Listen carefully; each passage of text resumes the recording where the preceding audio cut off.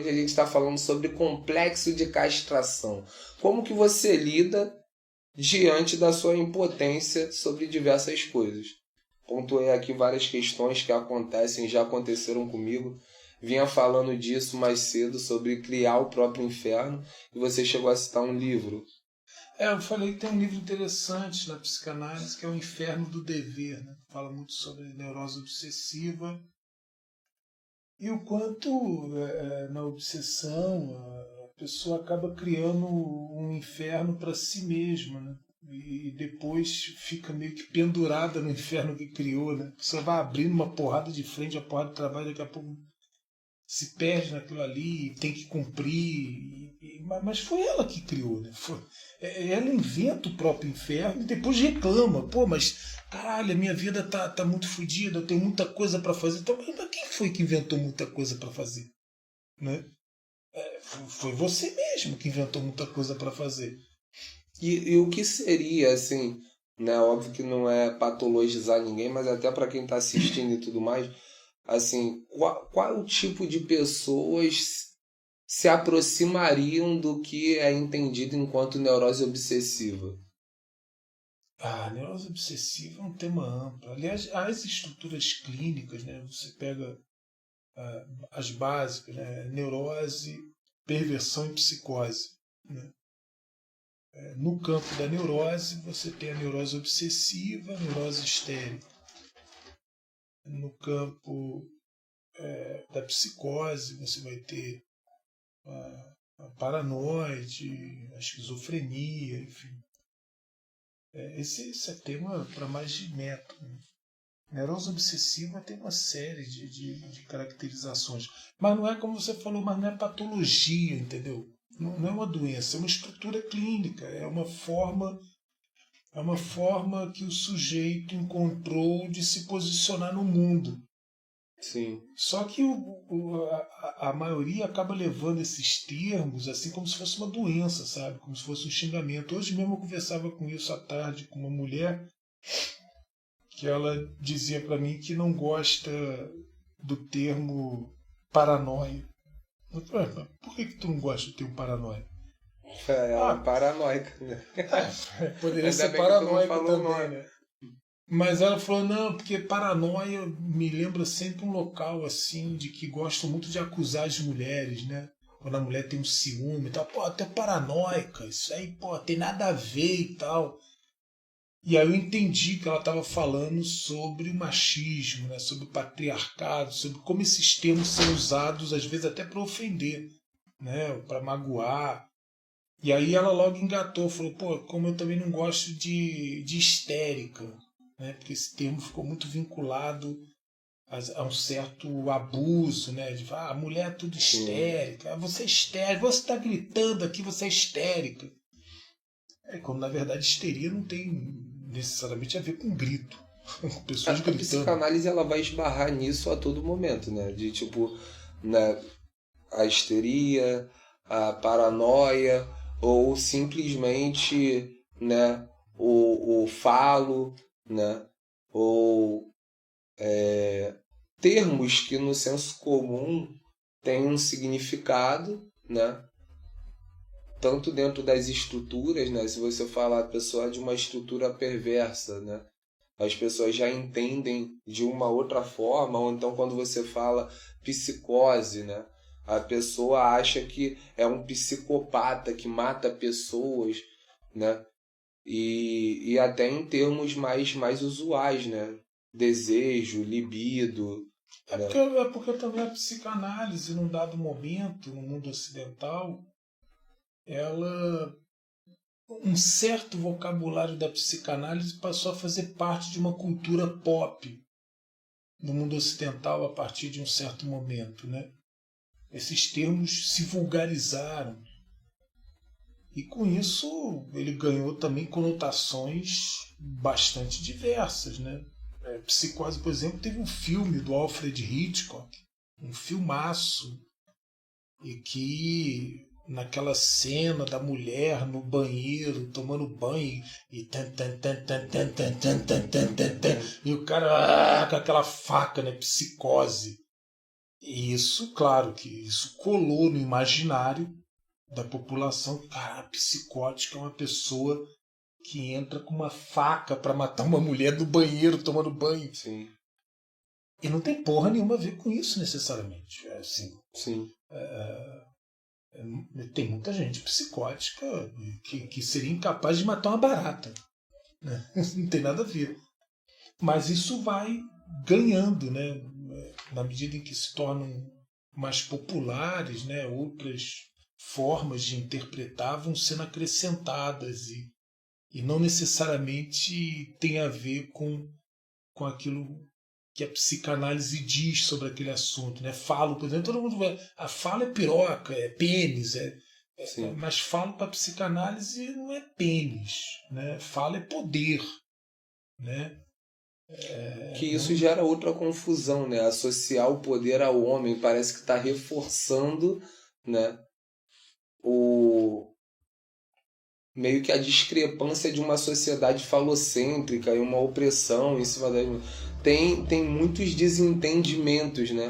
Eu acho que por isso que a maioria das pessoas que julgam a psicanálise, elas julgam por conta que elas não mergulham para além do primeiro impacto que esses termos podem causar, sabe? Que tudo é sexo, que isso e aquilo. Mas tem uma coisa também que eu ouvi essa semana, né, de uma pessoa que falou, pô, de repente pode ser que eu esteja namorando com uma cópia da minha mãe, né, e isso poderia ser psicanálise. Ou psicanálise é o filho que quer ficar com a mãe e matar o pai. Esse tipo de percepção, assim, que tem muito a ver com a piada também, né? Com stand-up, com assuntos que se fazem piada com a psicanálise, que não tem necessariamente a ver com a teoria psicanalítica, né? Como a teoria da psicanálise encara esses assuntos. Mas faz parte, eu acho que isso é também da democracia, sabe? De você ter a liberdade de retraduzir conceitos de uma outra forma, de uma outra maneira. Você tem outras interpretações. Até porque dentro desse campo que a gente chama de psicanálise, ele também não é um campo unívoco. Não é todo psicanalista concorda com os psicanalistas. Não é assim também. Você dentro da psicanálise você vai ter uma galera mais lacaniana, uma galera kleiniana, um outro pessoal que é de uma linha mais do Winnicott, outro é mais bioniano, e outros ligados a uma certa psicanálise do self, norte-americana. Enfim, você tem clivagens por dentro da própria psicanálise. Né? Não é uma comunidade fechadinha que todo mundo concorda com todo mundo. Né? Sim, as coisas se misturam também, até no sentido dos quadros, né? Então, por exemplo, quando eu te pergunto, né? Até para as pessoas que estão assistindo poderem também ter o mínimo de noção, né? Sobre o que seriam características obsessivas, né? Deixando claro que a pessoa, né, que está mais próxima, né, de um quadro de neurose obsessiva, ela apresenta também questões histéricas e tudo mais. Então, assim, algumas representações, não sei se seria a palavra correta, obsessivas do nosso dia a dia, independe de qual quadro a pessoa atravessa a todos. E em relação, né, à castração nesse sentido do dever, né, como que o obsessivo ele se relaciona com o dever, né, ou com a fantasia de que ele deve isso e aquilo? Cara, um dos traços que eu acho assim medonho e ao mesmo tempo engraçado, coisa meio de comédia do Woody Allen, é o quanto o neurótico obsessivo ele cria um inferno para si mesmo, né? E depois se submete, e depois reclama que está se submetendo ao inferno que ele criou, né? Ele reclama. Desliga e depois corta. Ele ainda falou antes de começar, botem o celular no silencioso. É foda. Mas a música é boa. Mas essa Então, música é qual música? O celular.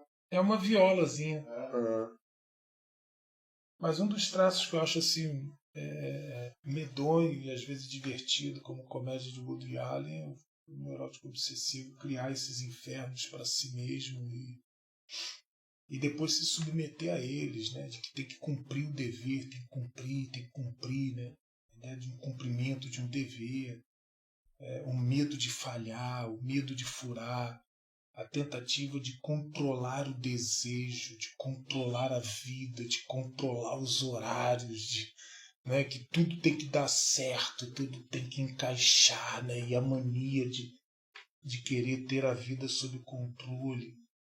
Eu acho que isso pode acabar tornando a vida do neurótico obsessivo um inferno, né? Se ele não trabalhar isso, se ele deixar correr frouxo essa coisa, né? e por outro lado, a histeria, né? O quadro histérico, como que ele geralmente se relaciona com o dever? Ele é diferente. É meio, quem disse que eu devo? Na Será? histeria rola uma outra posição, uma outra maneira de encarar a vida, de encarar o mundo, de encarar um desejo. Entendeu? Na histeria tem muita coisa de querer capturar o desejo do outro, né? Tem a coisa do ciúme histérico, tem a coisa na histeria você vai identificar um quadro que é interessante, que é do repúdio, né? O repúdio nojo da histeria, né? O nojinho do Divertidamente. Tem muito desses tipos de situação, os quadros de conversão na histeria, né? De acabar jogando pro corpo, né? Aquilo que não fala, né? Que não simboliza, vai pro corpo. Aí haja dor, haja fibromialgia, haja... Né? Porque o que não fala explode para dentro e é o corpo quem paga, né? Converte-se pro corpo. Mas isso são ideias assim, muito genéricas sobre neurose obsessiva, sobre histeria. O estudo clínico e teórico também desses quadros clínicos é imenso, né? São livros e livros, e páginas, histórias e histórias. Desde Freud até os tempos atuais tem muita coisa sobre isso. Onde que nasce o Freud explica? Exatamente. Eu não faço a mínima ideia, cara, de quem foi que criou essa porra. Eu não faço a mínima ideia de onde nasceu, mas o que eu sei é que desde os anos 80, quando eu comecei a me entender na minha pré-adolescência, eu já ouvi essa porra de que Freud explica, cara. Ou então o contrário, né? Quando era algo assim, puta, isso é muito louco, explica, né? Aí, porra, isso daí nem Freud explica isso, cara. Aí. É um caso assim total. Sobrenatural, viagem, é louco demais e tal, né? E de fato, eu nunca encontrei nos textos de Freud até aqui nada que pudesse parecer um tipo de cara que queria explicar tudo. Eu acho que Freud era muito curioso, né? Queria aprofundar, queria entender como funciona essa psique humana, né? Por que somos o que somos? Por que a gente é assim, né? Para lembrar uma música do Barão Vermelho, por que a gente é assim, cara? Do jeito que a gente é. Eu acho que Freud era um cara apaixonado pelo ser humano, pela psique, para entender como é que esse bicho homem vive, como é que ele se defende, como é que ele recalca, como é que ele se protege, como é que ele ataca, como é que ele agride.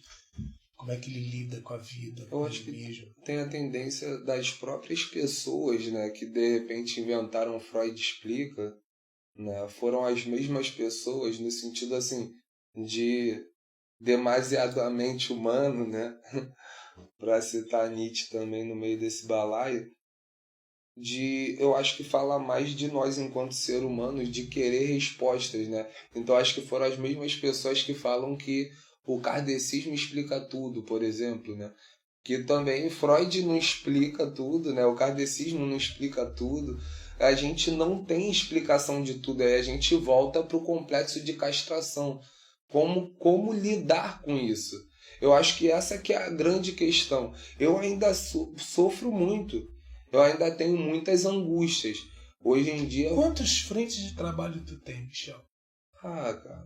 Vai lá, bota no dedo aí. Vamos lá. Sempre que eu falo, eu esqueço. Vamos lá, de trabalho. Vamos lá. Né, o Viva Rio, né, um cargo que é de equipe técnica, né, de certa forma é um cargo de gestão, que é o CLT lá, né, o Projeto Social Luz e Paz, né, que o meu cargo é de coordenação pedagógica também. O que mais? O Ginga Favela, que eu sou coordenador pedagógico, né, e escrevo tanto no Ginga Favela e no Luz e Paz, tentando edital e tudo mais, né, sofro com isso. No Luz e Paz a gente perdeu alguns editais, né, aí o complexo de castração.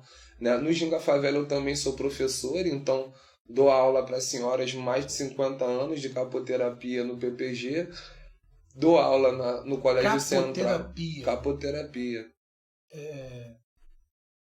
Terapia com capoeira ou a capoeira é a própria terapia? É, a capoeira enquanto um movimento terapêutico. Tá. O movimento, a capoeira com a própria terapia. Porque eu imaginei a pessoa fazendo capoeira e ali discutindo a análise. Enquanto fazia... E aí, como é que tá? Porra, essa semana foi foda e tal, enquanto fazia capoeira. Não.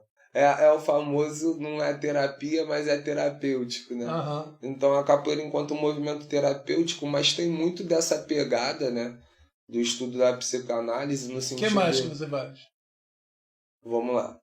Além da aula de capoterapia, aula no Central do Brasil, que é a minha função enquanto professor no Ginga, né? Tem uma lojinha com a minha esposa que é a Mamba, né? Que é uma loja de camisas, mas a gente já está indo para azulejos, do jogo da memória, canecas e tudo mais. Né? Estamos trabalhando agora com sublimado, mas a expectativa, eu ia falar experiência, olha o fala. A expectativa é crescer. E aí agora estou abrindo uma loja de tatuagem. Eu tenho o Papo de Pista, que são os vídeos que eu faço. E requer muito, só para o TikTok é 3 vídeos diários. Então é um trabalho grande, não só de filmar, de disso e aquilo, mas de edição também. Agora também tem, né, o de pai para filho, que aqui estamos. Porra, velho. Meu filho, você não aceita limite, porra. Tá que pariu, velho. Então, mas eu acho que eu tô chegando nessa borda. Isso é o escaralhamento do limite. Eu tô chegando nessa borda. Nessa borda, tanto em questão de tempo, não tem tempo, né? Não tem tempo. Tô chegando nessa borda. Você ainda faz sexo com a Natália? Aí é uma coisa que não depende só de mim, né? Mas... Amor... Porra, não é possível, velho. Mas assim... Não é possível. Tu chega que horas em casa? Porra. Tempo pra dormir, pra olhar pro teto, ver filme. Não precisa de muito tempo pra isso também. Pô, mas tem algum tempo pra dormir, cara, pra ver um filmezinho, pra ler um livrinho, enfim. Sim. Quando eu consigo encontrar algum tempo, eu procuro deixar ele de olhar pro teto e tudo mais, né? Eu consigo ler algumas coisas, mas minha leitura diminuiu muito, né? E eu tô falando para mim mesmo, tá tudo bem. Isso é uma forma de lidar com a minha castração, sabe? Porque eu falei o que eu faço, né? Parte do que eu faço, né? Mas ainda tem o que, além disso que eu faço, o que a minha mente me cobra, sabe? E aí é loucura. E aí eu fico falando para essa mente de tipo assim, não, mas tá tudo bem. Então é a forma de lidar com o complexo da castração, né? Lidar com o outro é a todo momento lidar com a castração. Quando eu falo mesmo que brincando, mas é uma verdade, né? Eu nunca estuprei ninguém, né? Não estupraria minha mulher, então é o que depende dela. Então eu lido com a castração, que é... ela não querer, ela não tá disposta, ela tá chateada com alguma coisa que impede que ela faça sexo naquele dia, né? Isso poderia escalar até para uma conversa sobre o lugar do sexo, né? Tanto como necessidade fisiológica, tanto quando ele entra como se fosse uma droga, quando o outro é objetificado nesse processo. Várias vezes eu fico fritando, né, a cabeça com essas questões. Que existe sexo sem objetificar, né? Isso também é outra também isso é outro bagulho, assim, como é que eu tenho uma relação sexual, né? Lembrando que Lacan disse que a relação sexual não existe, mas não vou nem entrar nisso aqui. Mas você tem uma relação sexual que o outro é meu irmãozinho em humanidade. Eu não objetifico. Então eu não posso pensar nele como objeto do meu gozo. Pô, mas como eu gozo? Entendeu? Isso também isso daí dá um outro encontro, um outro papo. Dá um pano pra manga, mas... Isso é um troço também muito louco, velho, porque existe toda uma mudança na cultura da sociedade em torno disso, né?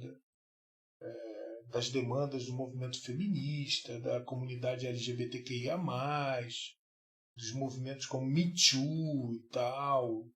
E aí fazer fio-fio numa mulher na rua é uma violência. E é violência? De que violência a gente está falando? Isso dá um outro...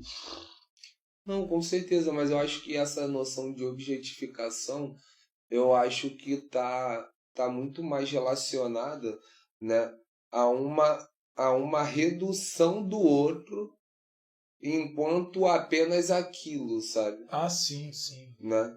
Porque, assim, ser objeto Estaria do desejo... mais no campo da desumanização, né? Tratar o outro Exato. como se fosse um objeto e não uma pessoa Sim. humana. Que aí a gente entra Ok. nessas questões de os termos que a gente usa no estudo da psicanálise e tudo mais, né? É entendido, né? Tem conotações e é conceituado de maneira diferente. Isso é verdade, né? porque para psicanálise tudo é objeto. Exato. Um afeto é um objeto. O objeto um A, ódio o objeto é um do objeto. desejo, Tem um objeto né? A. O objeto perdido. Pois é, tudo, o outro é também objeto. Sim. É objeto do meu desejo. É também, e às vezes, quando a gente está usando o termo objeto, a gente vê, não, é objeto, mas usando para psicanálise, objeto para filosofia, ou objeto como a galera chama, de desumanização. Eu acho que nessa luta feminista... Eu acho não, eu tenho certeza, nessa luta feminista, né? O termo objetificação, ele tem essa carga de desumanização, sabe? Uhum. O outro é como se fosse, por exemplo, a mesma coisa, pegando até, fazendo, né, invertendo a coisa nesse sentido de maioria, de sociedade falocentrada.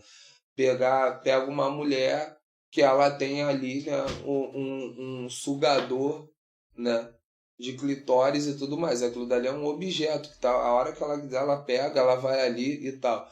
E aí, se ela, por exemplo, é uma mulher loura e ela, eu tenho tesão no negão, e não sei o que lá, e tudo mais. E quanto mais ela vai falando, o discurso fica nítido que o negão, para ela, é como se fosse um sugador plus com outras funções, mas está nessa ideia de objeto, né, desumanizado, não tem sentimento, não, né, como objeto, não sei se seria objeto de fetiche, mas eu acho que de alguma forma perpassa isso, mas no sentido assim, que você mencionou, da desumanização mesmo, né, porque dentro da psicanálise aí já vai ter um entendimento diferente, né?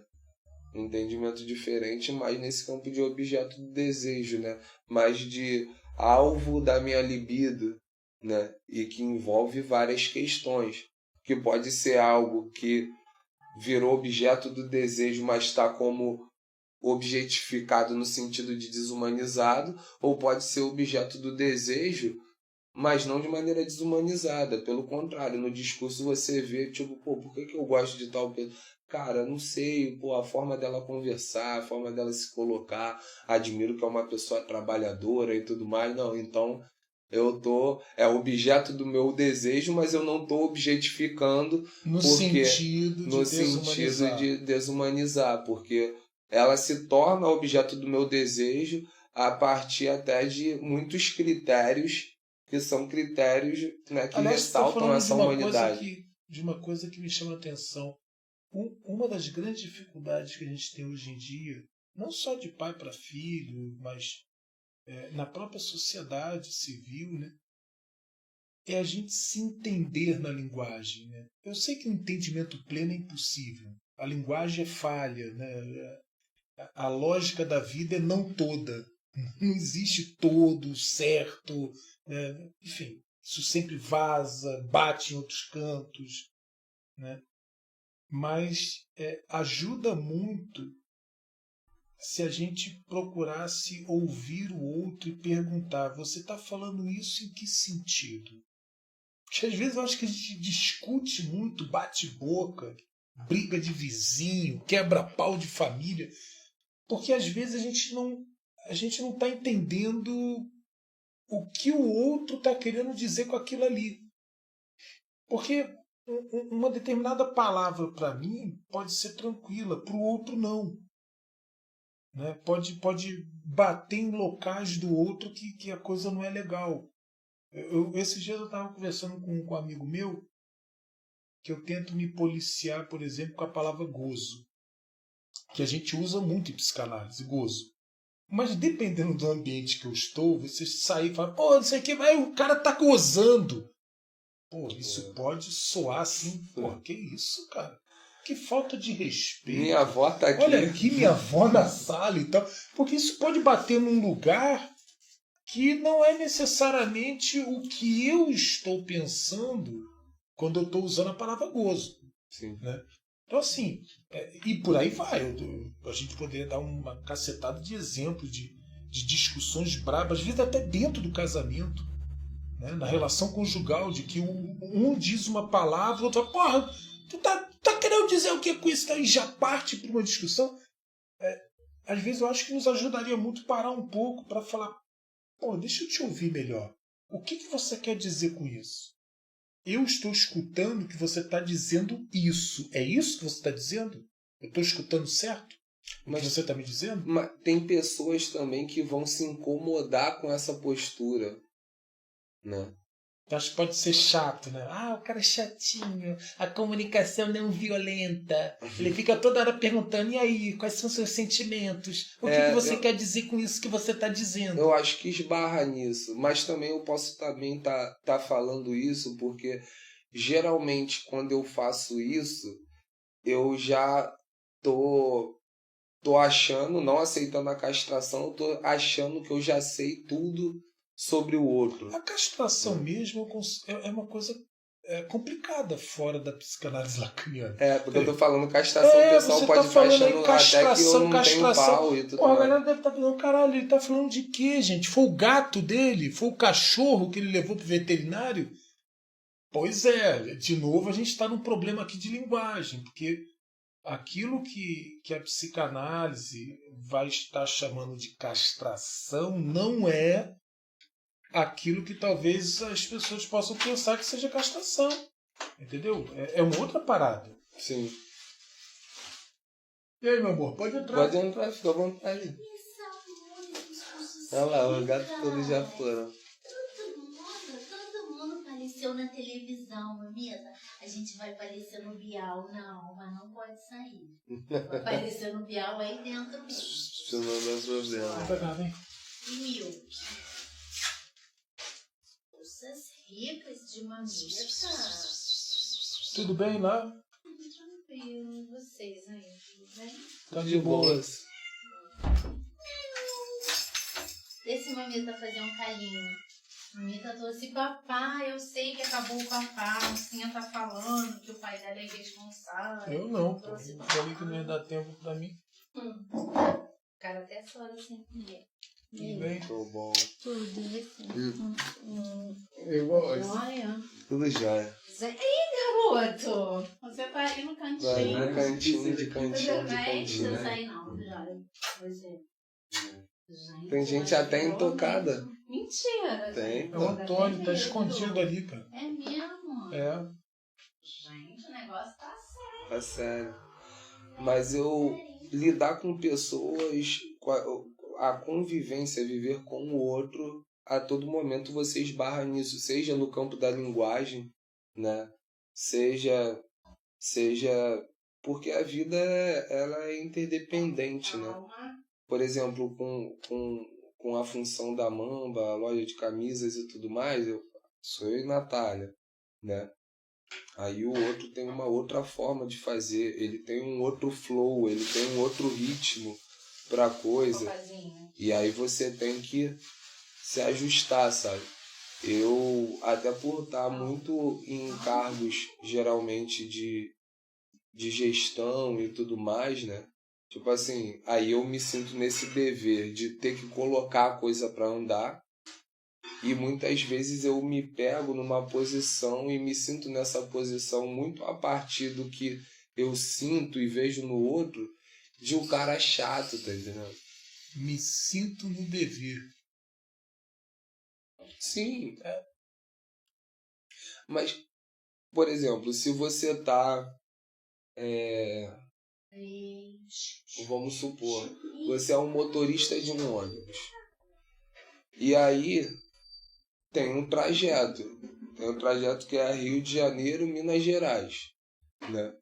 E ele sai tal hora para chegar tal hora em tal lugar. Você é o motorista. Você não se sente no dever de, né, entrar no ônibus na hora certa, garantir de certa forma que tudo esteja ali nos conformes. Então, o que eu digo é isso. Por exemplo, um dos momentos talvez mais tranquilos foi quando eu não estava em cargos de gestão ou autônomos dando aula de capoeira. Por exemplo, o tempo que eu fiquei na Terra consertando câmera, cara, que maravilha.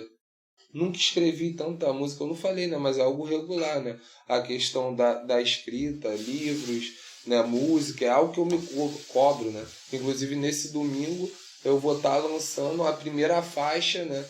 Capoeira é Minha Paixão, de um EP de 5. Então tem um lançamento domingo, depois de amanhã, e tem um outro lançamento depois de 28 dias de mais 4 músicas que se tornam um EP. E todo um planejamento de gravação de mais 18 músicas para fazer o que a produtora lá da Itália fala que é o melhor esquema. Depois eu vou perguntar até pro Antônio se isso daí tá correto, né? E aí, enquanto eu falo isso, eu lembro que o Antônio, que é o diretor de áudio nosso aqui do programa, ele também gravou o meu primeiro e segundo álbum, Pedra Miúda, lá no Spotify, e eu pedi a listagem das músicas que estão registradas para a Sbassen, e essas músicas não estavam. Provavelmente o Antônio vai me falar lá, lógico, eu fiz o registro para jogar no digital. Esse registro é contigo. E aí eu já tô lembrando de mais coisa que eu tenho que fazer enquanto eu tô aqui gravando o programa.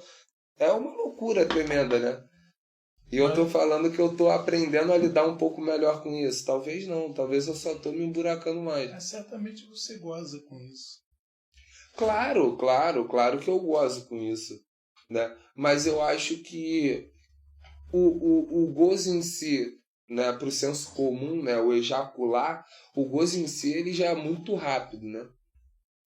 E é segundos, né? E tal, o momento do gozo mesmo, da ejaculação, do ápice. E não sei se é possível, mas eu gostaria de, e eu acredito enquanto ideal de maturidade, de, pô, será que não dá para eu gozar um pouco mais, né, no sentido de isso demorar um pouco mais antes de eu me embrenhar em várias coisas? Por que eu preciso de todas essas coisas? Eu não precisaria chegar num teto, porque o que eu estou percebendo é que cada vez eu me aproximo mais de um teto, né? Me aproximo não, eu acho que isso é eu tentando negar a castração, eu falando que eu me aproximo. Não, eu acho que eu tô nesse você teto. ultrapassa o teto. Eu acho que você sempre... Porque a ideia do gozo na psicanálise é a ideia do excesso, né? Gozo é excesso, é transbordamento. Gozo é negação do limite. Gozo é não aceitação do limite. Eu gozo na transgressão do limite. Eu gozo ao quebrar o limite. Eu gozo ao ultrapassar.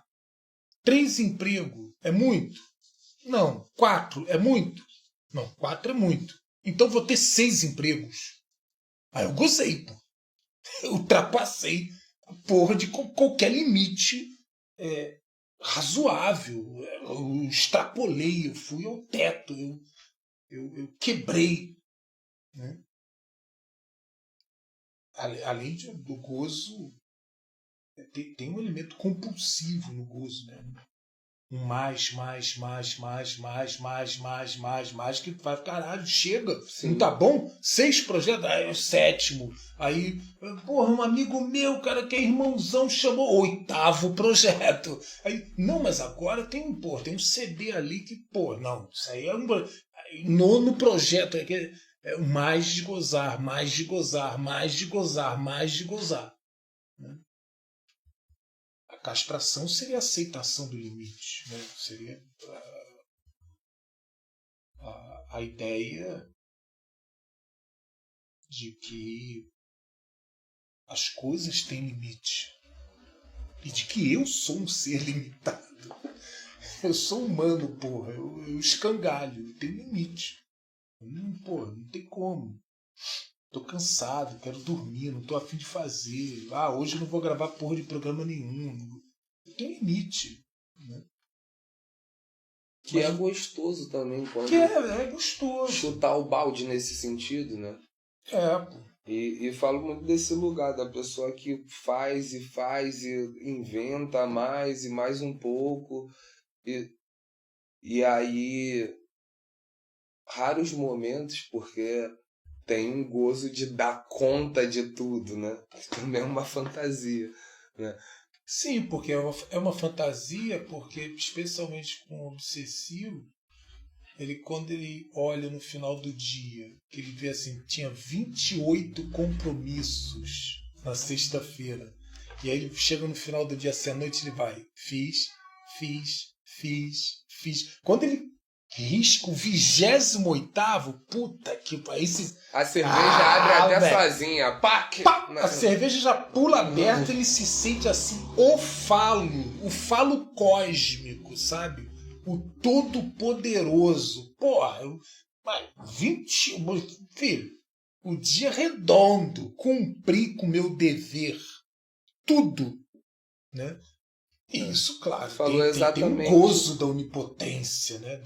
Que é uma fantasia, porque no fundo, sim, essa porra pode dar ruim no dia seguinte, ele não aguentar acordar de manhã. E aí deu ruim. E você é meu pai, você acompanhou junto comigo no ano passado, depois de 8 anos após o acidente, apareceu assim um sintominha de ansiedade. E aí o medo de tudo ruir.